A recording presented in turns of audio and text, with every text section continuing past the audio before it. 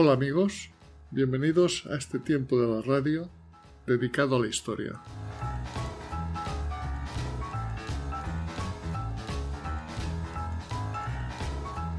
Pocos políticos han ejercido el gobierno de España tan largo tiempo como el conde de Floridablanca, que lo hizo como secretario de Estado, equivalente a lo que hoy conocemos como presidente del gobierno, desde 1777 hasta 1792, bajo los reinados de Carlos III y Carlos IV, quienes delegaron en su saber hacer el día a día del Reino de España.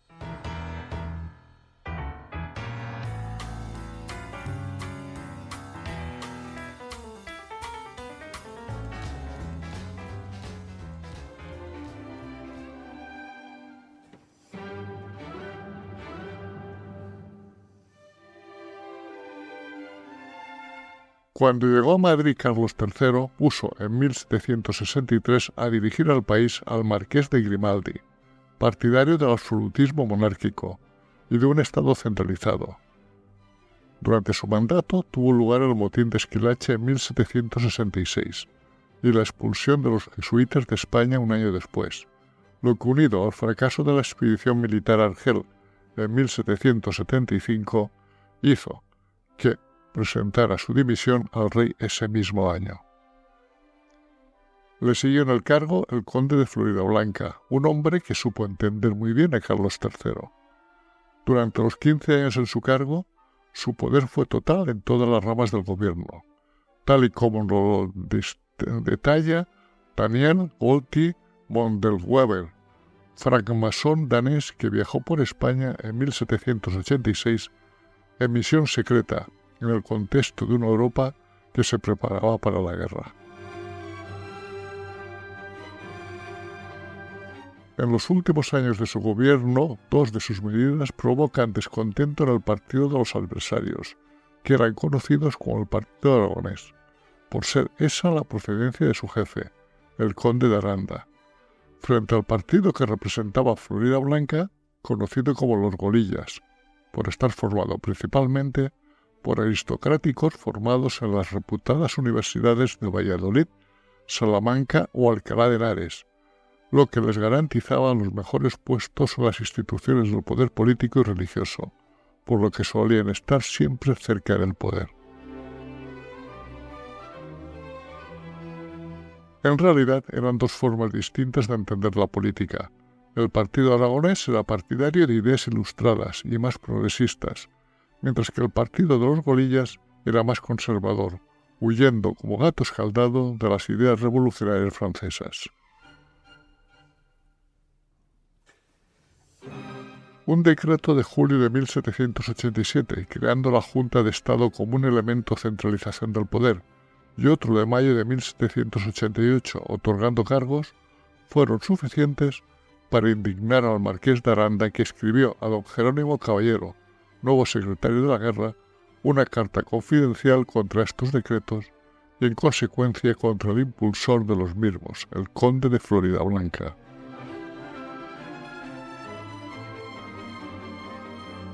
Es en ese mes de mayo cuando empezaron a circular por los mentideros de Madrid sátiras sobre Floridablanca y sus ministros, e incluso en la Gaceta de Madrid se publicó una fábula titulada El Raposo, que insinuaba amenazas a los hombres que abusaban del poder de su soberbia, con alusiones perfectamente claras a la persona del secretario de Estado de Carlos III.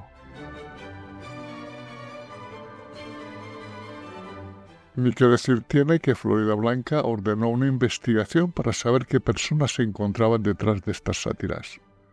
Lo más fácil de descubrir fue la autoría de la fábula del Raposo, que era don José Agustín Ibáñez de Rentería, político vasco partidario de la Ilustración y de la división de poderes que pregonizaba Montesquieu. El resto de las personas más o menos implicadas en estas sátiras que corrían por los mentideros de la villa y corte eran determinados elementos de la nobleza hostiles a Floridablanca y algunos militares, todos ellos partidarios del Partido Aragonés.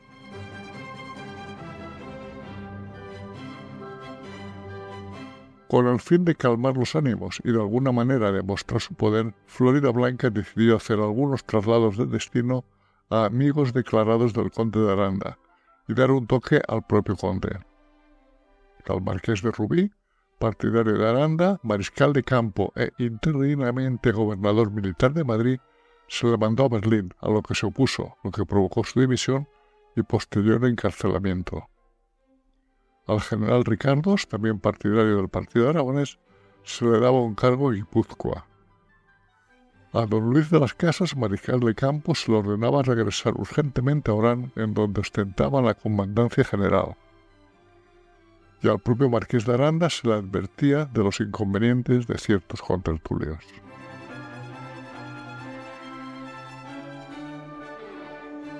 En octubre de 1788, Florida Blanca, tras más de 10 años como secretario de Estado y cansado por los acontecimientos vividos, presenta a Carlos III su dimisión, escribiéndole: «Hágalo vuestra majestad por quien es, por los servicios que le he hecho, por el amor que le he tenido y tendré hasta el último instante, y sobre todo por Dios nuestro Señor». Pero no le sirvió de nada, pues Carlos III le ratificó su confianza, y 2 meses después, en diciembre, moría, recomendando en el lecho de muerte a su hijo y sucesor Carlos IV que conservara en su puesto a su primer secretario de Estado. Florida Blanca no tenía ningún apego al poder, y ante los nuevos reyes de España, María Luisa y Carlos IV, ratificó su ferviente deseo de retirarse. Sin embargo, la reina, que era realmente la que mandaba, le contestó que aún no era tiempo. Mientras tanto, sus enemigos continuaban su campaña aumentando su virulencia por entender que el nuevo reinado les ofrecía la posibilidad de vencer al adversario. Así, el 12 de mayo de 1789, el guardia de corps don Manuel Godoy y el jefe de guardarropa del palacio don Carlos Ruta reciben sendas copias de otra sátira contra Florida Blanca, en las que no queda nada que no sea atacado y puesto en ridículo. Godoy y Ruta, cumpliendo el ruego que se les hacía, entregaron a los reyes la sátira, que no respetaba siquiera la memoria del difunto Carlos III. Ante tal hecho, los monarcas llamaron a Florida Blanca, encargándole averiguar quiénes eran los autores de aquellos documentos que tan gravemente atacaban contra su persona y al rey anterior. Inmediatamente se inició un proceso policíaco para determinar quién estaba detrás de todos estos infundios.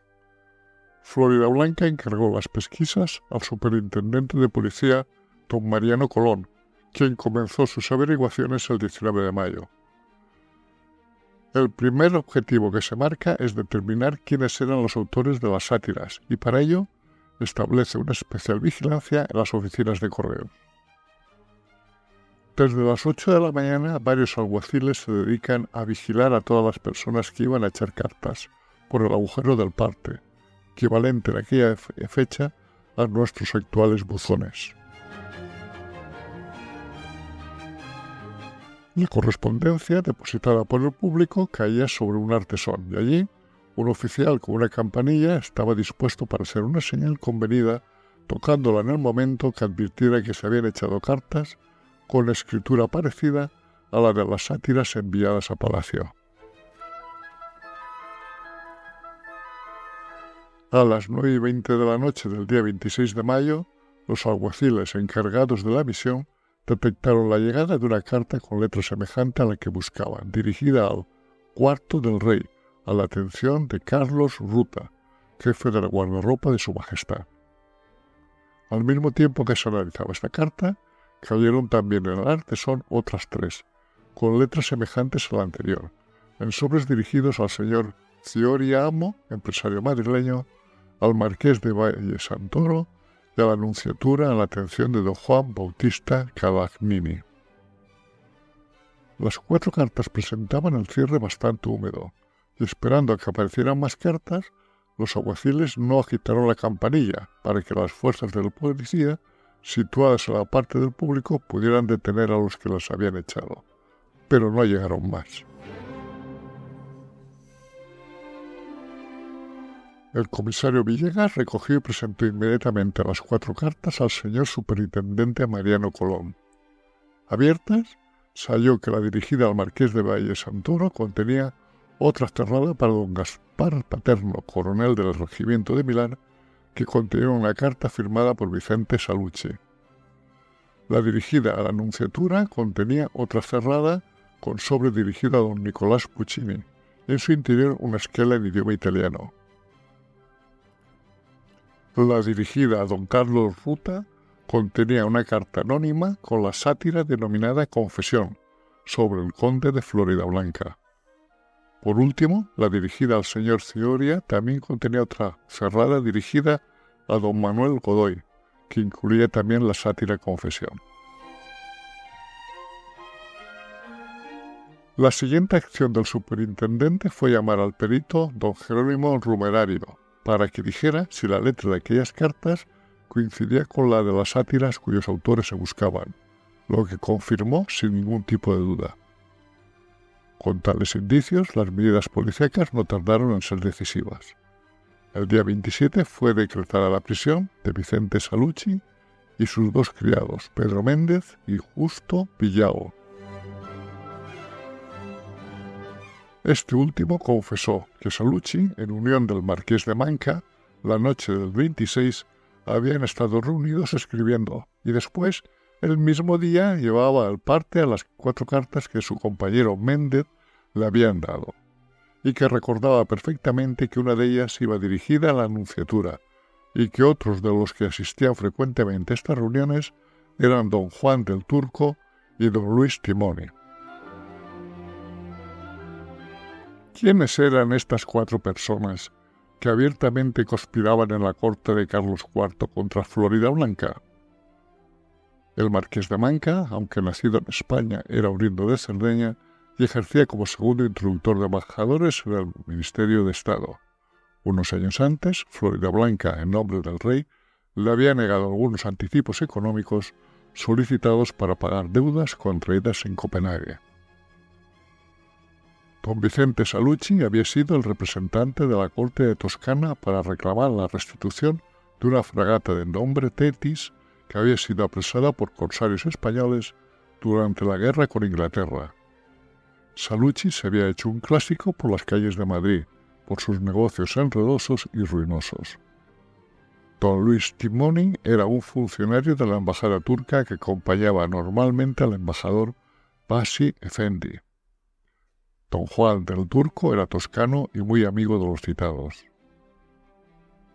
Tanto el marqués de Manca como Salucci eran enemigos de Floridablanca por razones personales, pues ambos le achacaban el fracaso de sus pretensiones, el primero, de ascensos en sus carreras, y el segundo, el fracaso de su negociación del asunto que le encomendara la corte de Toscana.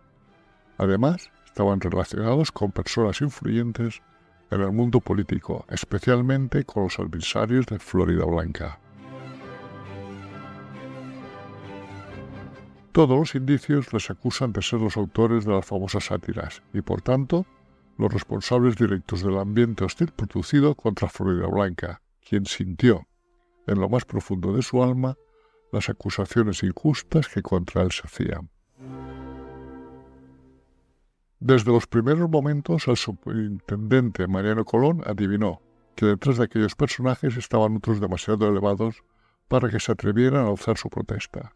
Y así, don Mariano Colón inicia todas las acciones judiciales contra el marqués de Manca, Salucci, Timoni y del Turco, con el apoyo directo de Floridablanca, tanto que durante el juicio que se desarrolló años después fue acusado de haber sido acusador, relator, juez y director del proceso. El marqués de Manca estuvo primeramente preso en su alojamiento, custodiado por 4 soldados, un sargento y un cabo que le vigilaban constantemente, y después fue trasladado a un calabozo de 3 varas de encuadro, equivalente a un cuadrado de 2,5 metros de lado, incomunicado, sin libertad para defenderse, donde pasó 23 meses, hasta el 11 de mayo de 1791, en que le llevaron a Burgos para cumplir el destierro al que fue condenado. Durante ese tiempo tuvo que pagar de su bolsillo su manutención, que ascendió a 2.738 reales. Vicente Salucci fue encerrado 150 días en una celda llamada Grillera. Luis Timoni estuvo preso desde el 31 de mayo de 1789 al 28 de abril de 1791.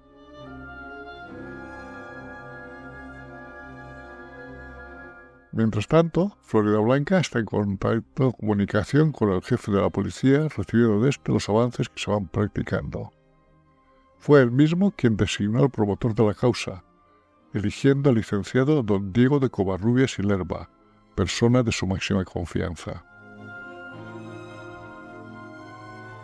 A todos cuantos intervienen en el proceso y en las diligencias policíacas se les recompensa. A los alguaciles, que en número de 11 estuvieron durante una semana de guardia en la oficina de correos, se les da primeramente 2.000 reales, equivalente al salario anual medio de la época, y después Colón solicita de Floridablanca se les entregue otros 3 o 4.000 más. Igualmente se solicita recompensa para los funcionarios que estaban de servicio en el parte cuando cayeron las cartas que motivaron la detención de los encausados. El licenciado Diego de Covarrubias y Lerba fue nombrado fiscal de la Chancillería de Granada y le dieron 15.000 reales de sueldo como fiscal de la Superintendencia de la Policía. Al policía don José Fernández de Villegas, quien eligió en el parte las cartas de Salucci y posteriormente logró comprobar la relación del marqués de Manca con Aranda, fue nombrado comisario de guerra, honor que jamás pudo imaginarse. El proceso fue muy complicado, nada se omitió para el mejor esclarecimiento de los hechos, pero justo es reconocer que tanto el marqués de Manca como Salucci, Timoni y del Turco guardaron cuidadosamente el secreto de los conjurados, que indudablemente les habían lanzado a las sátiras. Por el proceso pasaron personajes tan importantes como el creador del Banco de San Carlos, el financiero Francisco Cabarrús, el secretario de Gas y Justicia del gobierno de Floridablanca, Sebastián de Piñuela y Alonso, que fue acusado de recibir alhajas del Banco de San Carlos, y el alto funcionario don Laureano Gómez de Ayala y García, nombrado caballero por Carlos III, a quien le dijo al marqués de Rubí cuando era gobernador militar de Madrid: «Dile a Floridablanca que se está cagando de miedo a calzón quitado». Y a continuación se subió al coche y le dijo al cochero: «Anda, a casa de Aranda a conspirar un poco». Y otros sin tanta relevancia política, como un pobre hombre al que se le encerró por decir en una barbería, refiriéndose a Floridablanca: «Permita Dios que sea para su excelencia la primera opción que saliese». Como los acusados seguían manteniendo silencio sobre los historiadores de las sátiras, se les ofreció por reales órdenes de mayo y junio de 1789 que si declaraban con sinceridad y verdad lo ocurrido y quiénes eran sus cómplices, se mitigaría el rigor de las penas y se usaría la real clemencia. Pero todo fue inútil. No hubo manera de que contaran nada, para gran desesperación de Covarrubias. Pero por las tertulias y mentideros de Madrid, los amigos de Aranda y enemigos de Floridablanca seguían con sus murmuraciones contra el secretario de Estado, que habían abierto el abanico y ahora también incluían al procurador del proceso judicial Covarrubias y al superintendente de policía Colón. Finalmente, el Consejo de Castilla, a cuyo frente estaba el conde de Campomanes, dictó sentencia. Sus integrantes tardaron 10 días, del 13 al 23 de enero de 1791, en ponerse de acuerdo, y con un resultado de 13 partidarios por el castigo y 11 de la solución, vencían Floridablanca y Colón, con un resultado muy justo, dado que el número considerable de consejeros que se habían inclinado por la solución. El 24 de marzo de 1791, Campomanes entregó a Carlos IV la sentencia, y éste llamó a Floridablanca. En la conversación con éste, rogó al rey que, dado que estaban en época de Semana Santa y era tiempo de perdonar, solicitó al rey que los castigos quedaran limitados a la expulsión de los extranjeros y al marqués de Manca que se les desterrara a alguna ciudad de la península. Y así se hizo, y con fecha 28 de abril se dispuso que Sagalucci, Del Turco y Timoni salieran de España y el marqués de Manca fue desterrado a Burgos, ciudad en la que murió en 1832, y desde la que intentó en innumerables veces que se le levantara el destierro, sin conseguirlo.